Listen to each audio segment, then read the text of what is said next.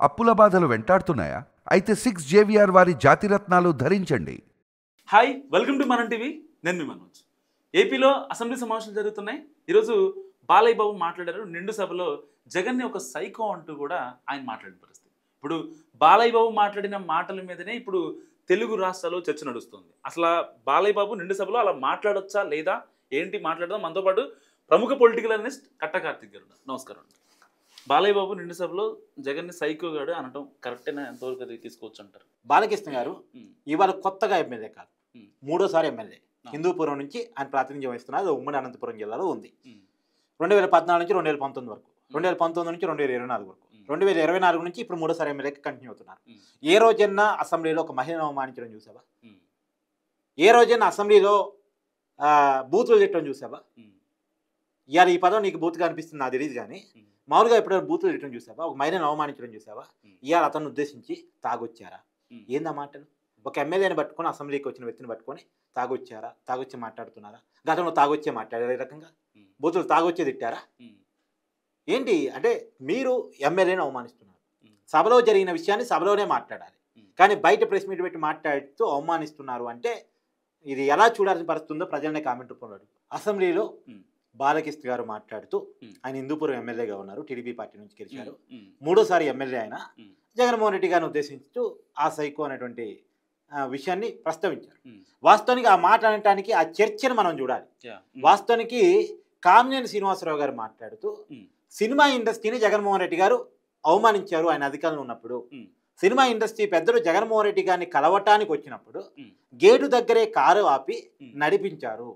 తర్వాత జగన్మోహన్ రెడ్డి గారు లేరు, మిమ్మల్ని సినిమా ఫోటోగ్రఫీ మంత్రి పేరు నాని గారు కలుస్తారు అని చెప్పే ప్రయత్నం చేశారు. చివరికి చిరంజీవి గారు కలగజేసుకొని, అదేంది మేము జగన్మోహన్ రెడ్డి గారిని కలవటానికి కదా అక్కడ నుంచి అందరం కలిసి వచ్చింది, మా సినిమా షెడ్యూల్స్ కూడా క్యాన్సిల్ చేసుకొని వచ్చింది అని కొద్ది గట్టిగా మాట్లాడటం వల్ల జగన్మోహన్ రెడ్డి గారు వచ్చి కలిశారు. కలిసిన తర్వాత కూడా చిరంజీవి గారు ముఖ్యమంత్రి కదా అని చెప్పేసి గౌరవంగా, వినయంగా, తండ్రి లాంటి వారు మీరే పెద్ద మనసు చేసుకొని సినిమా ఇండస్ట్రీని కాపాడాలని ఏదో మాట అంటే ఆ నిమిషం బయట కట్ చేసి వైరల్ చేసి చిరంజీవి గారిని అవమానించారు. ఇదో చెప్తా ఉంటే కొంత బాలకృష్ణ గారు సినిమా ఇండస్ట్రీకి సంబంధించిన వ్యక్తి కాబట్టి, ఆ ఇండస్ట్రీ నుంచి ఎదిగిన వ్యక్తి కాబట్టి కొద్దిగా చివుక్కు మనది. ఎవరికైనా ఉంటుంది కదా ఆ ఇండస్ట్రీ సంబంధించిన వ్యక్తి కాబట్టి. నిజానికి అవమానం జరిగిన మాట వాస్తవమే అనేటువంటి ఒక సంకేతాలు బాలకృష్ణ గారు కూడా తన మాటల్లో పంపుతూ, అయితే చిరంజీవి గారు గట్టిగా మాట్లాడితే తప్ప జగన్మోహన్ రెడ్డి గారు రావటం కాదు, జగన్మోహన్ రెడ్డి గారు కలుస్తామన్నారు, కలిశారు. కానీ అంటే దాన్ని అంటే వాస్తవానికి ఏంటంటే సినిమా ఇండస్ట్రీని మరీ అంత అవమానించారు అనుకున్నప్పుడు సినిమా ఇండస్ట్రీకి సంబంధించినటువంటి వ్యక్తిగత బాలకృష్ణ గారు కొద్దిగా వచ్చుకొని అలా కాదు అని చెప్పే ప్రయత్నంలో ఆ సైకోని కలవడానికి పోయినప్పుడు అన్నారు. ఎందుకన్నారు ఆ మాట అనేది జాగ్రత్తగా మనం పరిస్థితి. వాస్తవానికి జగన్మోహన్ రెడ్డి గారిని ఆ పేరు ఎందుకు పిలుస్తారు, దాని మీద వైసీపీ నాయకులు పెద్ద ఎత్తున రియాక్ట్ అవుతున్నారు, ఆందోళన చెందుతున్నారు. ఇందాక జూపడి ప్రభాకర్ రావు గారి ప్రెస్ మీట్ నేను చూసాను సాక్షి ఛానల్లో. నిజానికి చాలా మంది వైసీపీ నాయకులు కూడా ఇప్పుడు దాని మీద ట్రోల్స్ చేస్తున్నారు, మాట్లాడుతున్నారు పదే పదే. సరే, ఈ పదం ఒక తప్పు అనుకుందాం ఒకసారి. సైకో అనేటువంటి పదం తప్పు అనుకుందాం. సైకో అనే పదం తప్పు కావచ్చు, కానీ బూత్ కాదు. కానీ వైసీపీ అధికారంలో ఉన్నప్పుడు చంద్రబాబు నాయుడు గారిని ఉద్దేశించి టీడీపీ నుంచి గెలిచి వైసీపీలోకి వెళ్ళినటువంటి ఎమ్మెల్యే అయినటువంటి వల్లభనేని వంశీ ఏం మాట్లాడాడు? చంద్రబాబు నాయుడు గారు సతీమణి అని అసెంబ్లీలో కూడా లేదు ఆవిడ గురించి, ఆమె క్యారెక్టర్ గురించి, నారా లోకేష్ పుట్టే గురించి ఏ రకమైన కామెంట్ చేశాడు? ఆ రోజు సభానాయకుడిగా ముఖ్యమంత్రిగా ఉన్న జగన్మోహన్ రెడ్డి గారు ముస్లిమ్స్ నవ్వారా లేదా? నవ్వారు.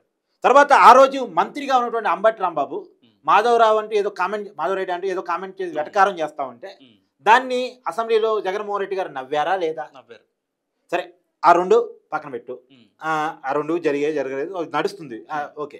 అయితే ఆ రోజు చంద్రబాబు నాయుడు గారు ఎరవటం అని మనం చూసాం వాస్తవానికి. అయితే కొడాలి నాని చంద్రబాబు నాయుడు గారిని మాత్రమే కాకుండా ఆయన తండ్రిని, తాతను కూడా, ముత్తాతను కూడా మాట్లాడుతూ ఎలా వెటకారం చేస్తూ మాట్లాడేవాడు, ఎలా బూతులు వీటితో మాట్లాడేవారు. బూతుల శాఖ మంత్రిగా కొడాలి నాని పిలిచేవారు కదా. రోజా చేసిన మాటలు, కామెంట్స్, వెటకారాలు, చేష్టలు, సైగలు ఒకసారి గుర్తెచ్చుకోను. 2014 నుంచి 2019 వరకు, 2019 నుంచి 2024 వరకు రోజా అసెంబ్లీలో ఎలా వ్యవహరించారో ఆ పద్ధతిని ఒకసారి గుర్తెచ్చుకో. ఆ మంత్రి అప్పుడు. తర్వాత చంద్రబాబు నాయుడు గారు ఇంటి మీదకి దాడికి వెళ్ళినందుకు జోగి రమేష్కి మంత్రి పదవి ఇచ్చారు కదా వైసీపీ అయ్యాలో. పవన్ కళ్యాణ్ గారిని దత్తపుత్రుడు అంటూ 3 పెళ్లిళ్ళు చేసుకున్నాడంటూ అనవసరమైనటువంటి వ్యక్తిగత వ్యవహారాన్ని రాజకీయాలు తీసుకొచ్చి మాట్లాడారు కదా. ఇవాళ ద్వారంపూడి చంద్రశేఖర్ రెడ్డి గారు వైసీపీ అప్పటి ఎమ్మెల్యే, ఇప్పుడు ఓడిపోయారు ఆయన. ఆయన పవన్ కళ్యాణ్ గారి కుటుంబ సభ్యుల గురించి ఏ రకంగా మాట్లాడారు? పోసానికి ఇష్టమల్లి ప్రభుత్వ పదవిలో ఉండి పవన్ కళ్యాణ్ గారి కూతుర్ని కూడా వివాదంలాగా ఏ రకంగా మాట్లాడాడు. చివరికి జగన్మోహన్ రెడ్డి గారితో రాజకీయంగా విభేదించిన పాపానికి షర్మిల గురించి ఎలాంటి కామెంట్స్ చేశారు, ఎలాంటి ప్రచారాలు చేశారు. అసలు షర్మిల రాజశేఖర రెడ్డి గారి పుట్టిన బిడ్డ కాదంటూ మాట్లాడే ప్రయత్నం చేశారు. ఆ కామెంట్ ఎవరికి తగిలింది? జగన్మోహన్ రెడ్డి గారి తల్లికి కాదా తగిలేది?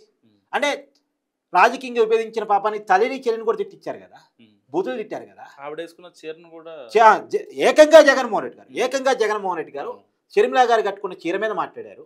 తర్వాత చంద్రబాబు నాయుడు గారిని కాల్చి చంపాలంటూ మాట్లాడారు. మొన్న కూడా నీళ్ళని బాగా చూసుకోమంటూ మాట్లాడే ప్రయత్నం చేశారు. పోలీసులు బట్టలోడి ఇస్తా అంటూ కామెంట్ చేశారు. ఇవన్నీ జగన్మోహన్ రెడ్డి గారు స్వయాన చేసినటువంటి కామెంట్స్. ఇవన్నీ జగన్మోహన్ రెడ్డి గారు అధికారంలో ఉన్నప్పుడు నేను కొన్ని విషయాలు మీకు గుర్తు చేస్తా. కాదంబరి జత్వాని అని చెప్పేసి ఒక నటి, బాంబే నటి. మామూలుగా పోలీస్ కేసు ఎలా ఉంటుంది, మనం కంప్లైంట్ ఇస్తాం, దాని మీద ప్రాథమిక విచారణ చేసుకుని ఎఫ్ఐఆర్ బుక్ చేస్తారు, తర్వాత అక్యూజన్స్ని అరెస్ట్ చేస్తారు, అంతేగా ప్రొసీజర్ అదేగా. కానీ కేసు పెట్టకముందే ముంబై టికెట్స్ బుక్ చేసుకొని ముంబై వెళ్ళి తర్వాత కేసు పొద్దున బుక్ అయితే మధ్యాహ్నానికి అదుపులో తీసుకునేప్పుడు చూసే అవసరం. కానీ జగన్మోహన్ రెడ్డి గారి ప్రభుత్వం అయినా జరిగింది. అంటే ఈ రకంగా అవమానించిన తర్వాత, అంటే ఈ రకమైనటువంటి వ్యవహార శైలి మహిళల పట్ల చేసి, రాజకీయ నాయకుల పట్ల చేసి, ప్రతీకార రాజకీయాలు చేసి, అరెస్టులు, వేధింపులు, బూతులు, దాడులు, ఇదే కదా గత 5 సంవత్సరాల కాలం జరిగింది. ఇవన్నీ కరెక్ట్ అయ్యింది. కానీ ఒక్క సైకో అనేటువంటి పదాన్ని బాలకృష్ణ గారు మాట్లాడితే తప్పైపోయిందా? ఒకవేళ దీని మీద ఆందోళన వ్యక్తం చేస్తున్నారు కదా ఎవరు, జూపూడి ప్రభాకర్ రావు గారు ఆందోళన వ్యక్తం చేశారు. అయ్యా జూపూడి ప్రభాకర్ రావు గారు, మీరు గతంలో టీడీపీలో పనిచేశారు. ఆయన అటు టీడీపీ ఇటు వైసీపీ పార్టీని మారుతూ ఉంటాడు, సరదాగా మారుతూ ఉంటాడు. ఇప్పుడు ఆయన మంత్రి పదవి ఇస్తారంటే వెంటనే గోడ దూకడానికి సిద్ధంగా ఉంటాడు. టీడీపీలో ఉన్నప్పుడు ఇదే పదాన్ని జూపూడి ప్రభాకర్ రావు గారు ఎన్నిసార్లు వాడుంటారు, ఎన్నిసార్లు మాట్లాడుంటారు. ఇదేమి మహిళలను అవమానించే పదం కాదు, వాళ్ళ తాతలు ముత్తాతలను అవమానించే పదం కాదు, సభలో లేని వ్యక్తి గురించి మాట్లాడేటువంటి పదం కాదు. కానీ బూతులు తిట్టిన వాళ్ళు ఒక కొద్దిగా ఘాటు విమర్శ అనుకోవచ్చు, రకం ఘాటు విమర్శ. ఎందుకు జగన్మోహన్ రెడ్డి గారిని అలా టీడీపీలు ప్రస్తావిస్తారంటే అతను చేసిన వ్యవహార శైలి, అతను చేసిన దాడి, అతను చేసినటువంటి ఇందాక మహిళలను తిట్టిస్తూ ఇంట్లో వాళ్ళని కూడా తిట్టిస్తూ చివరికి జగన్మోహన్ రెడ్డి గారు స్కూల్ పిల్లల దగ్గరికి ఉపన్యాసం ఇవ్వడానికి వెళ్ళారు. ముఖ్యమంత్రి హోదాలో ఉండి ఒక ప్రోగ్రామ్ స్టార్టింగ్ అప్పుడు స్కూల్ పిల్లల దగ్గర పవన్ కళ్యాణ్ గారికి 3 పెళ్ళిళ్ళని మాట్లాడారు. ఇక్కడ స్కూల్ పిల్లల దగ్గర పిల్లల గురించి మాట్లాడతారు. అసలు స్కూల్ పిల్లల ముందు జగన్మోహన్ రెడ్డి గారు మాట్లాడింది నేను గుర్తు చేస్తున్నాను. ఇలా మాట్లాడిన పద్ధతి వల్ల, ఇలా వ్యవహరించడం వల్ల జగన్మోహన్ రెడ్డి గారిని టీడీపీలో ఆ పేరు పెట్టి పిలుస్తూ ఉంటారు. టీడీపీలో ఉన్న జూపూడి ప్రభాకర్ రావు గారు కూడా అప్పుడు పిలిచిన వాళ్ళే. ఇవాళ ఆ పదం ఆయనకి ఘాటుగా అనిపించింది, హార్ట్గా అనిపించింది, దారుణంగా అనిపించింది, ఘోరంగా అనిపించింది. మరి ఆ కామెంటే అంత దారుణంగా ఘోరంగా అనిపించుంటే వాళ్ళు మాట్లాడిన మాటలకి ఎన్ని క్షమాపణ చెప్పాలి? అసలు వాళ్ళు సభలకు పనికొస్తారా? శాసనసభలుగా పనికొస్తారా? ఎన్నికల్లో పోటీ చేయడానికి పనికొస్తారా? మనం మాట్లాడేటప్పుడు మనమే ఇప్పుడు అవతల ఏ రోజు వేమన గారు చెప్పారు, తప్పులు ఎత్తుకువాడు తన తప్పులు ఎరగడు అని చెప్పేసి వేమన గారు చెప్తారు. అది ఏనాడో చెప్పారు వీళ్ళ గురించే. వీళ్ళు ఇలాంటి వాళ్ళు రాజకీయాల్లోకి వస్తారని ఆనాడే ఊహించుంటారు వేమన గారు లాంటి వాళ్ళు. కానీ ఒక విషయం ఏంటంటే వాళ్ళ తప్పుల గురించి అలా ఆలోచించుకోవాలి. వాళ్ళు చేసినటువంటి, వాళ్ళు మాట్లాడిన మాటలు, వాళ్ళు చేసిన దాడులు, వాళ్ళు చేసిన ప్రతీకార రాజకీయాలు, వాళ్ళు తిట్టిన బూతులు, పోసానికి ఇస్తామని అసలు ఎట్టా బూతులు తిట్టాడు ఒక్కసారి యూట్యూబ్లోకి వెళ్ళి వెతుకుని కామెంట్స్ కానీ వస్తాయి. అలా ఏమన్నా వీళ్ళు తిట్టారా? నేను ఒక విషయం చెప్తాను. వైఎస్ భారతి గారిని ఒక ఐటీడీపీ కార్యకర్త కిరణ్ అనే వ్యక్తి అనకూడని మాట అంటే అతన్ని ఇమీడియట్గా పార్టీ నుంచి సస్పెండ్ చేసి 1 రోజులో తీసపై జైల్లో పెట్టారు. ఎవరిని అన్నది? అవతల రాజకీయ ప్రత్యర్థిని అన్నది. రాజకీయ ప్రత్యర్థిని కదా అని ఊరుకోలే, అన్నది మనోడు కదా అని ఊరుకోలే. మనోడేంటి పరాయోడేంటి? ఆ కామెంట్ తప్పు, అలా అనకూడదు. ఇమ్మీడియట్గా అరెస్ట్ చేయండి, అతను పార్టీలో కార్యకర్తగా కూడా ఉండడానికి వీలేదని చెప్పేసి సస్పెండ్ చేసి తీసిపోయి జైల్లో పెట్టేశారు. అలా ఉండారు రాజకీయాలు. ఇప్పుడు వాళ్ళు ఏదో నీతులు మాట్లాడుతూ ఉంటే మనం వింటామంటే దెయ్యాలు వేదాలు వర్ణించినట్టుంది. Thank you. సో ఇది కార్తికేయ అనాలిసిస్. మీరేమనుకుంటారో మస్ట్గా కామెంట్ చేయండి. చూస్తూనే ఉండండి మనం టీవీ.